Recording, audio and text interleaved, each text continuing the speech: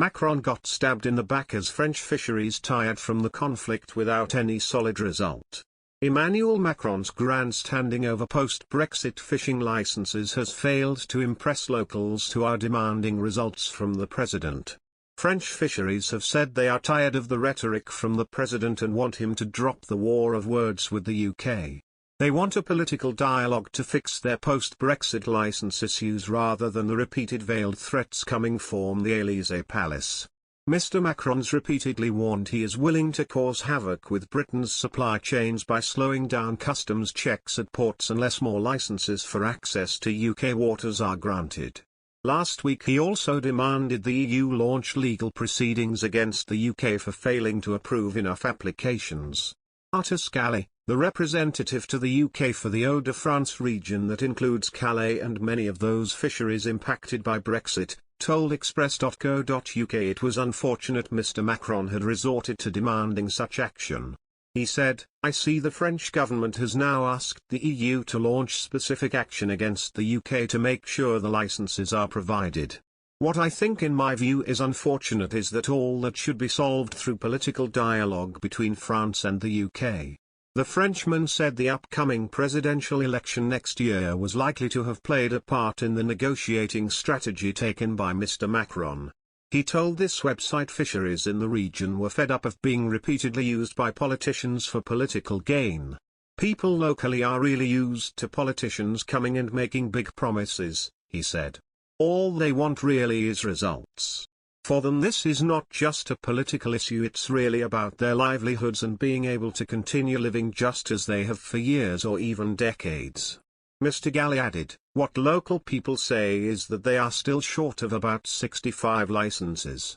It's good some progress has been made on that front, but so far it's still not fully solved in terms of the overall issue. It's unfortunate these kind of means are used by the French government to achieve that end because it's not just about fishing. We have so many joint issues between the UK and France. We have to work together on tackling migration and tackling human trafficking following the horrific incident a few weeks ago when 27 migrants died trying to cross the Channel because of the absence of a political dialogue on that front." The UK says 98% of all fishing licence applications from the EU have been granted. Fisheries must provide proof they have had historic access to UK waters in order to be given a permit. British officials say only those who have been unable to provide the necessary evidence have had their applications rejected.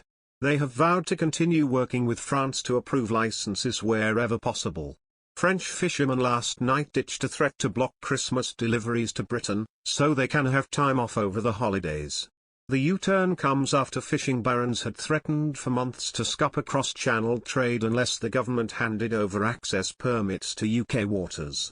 Industry bosses said many skippers take time off for the festive period, so they scrapped their long-standing plan to punish Britain this week by blockading ports and the Channel Tunnel.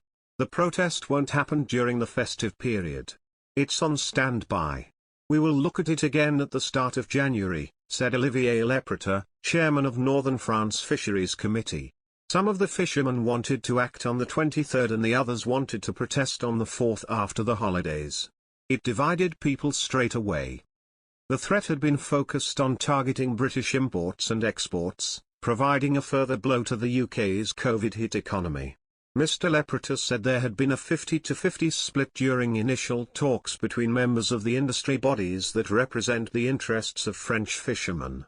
Not all boats have the same level of fishing activity. The gill netters are extremely busy up until the end of the year. And in January, it drops off. For the trawlers, it is the opposite. They stop for a bit for now and then start up again in January. Under the Brexit deal, both Britain and the EU can ask for the other side to be hit with punitive measures if they can convince the arbitration panel they are failing to honour the pact. A win for France could see heavy tariffs slapped on British fish exports to the EU, or even UK trawlers banned from fishing in EU waters.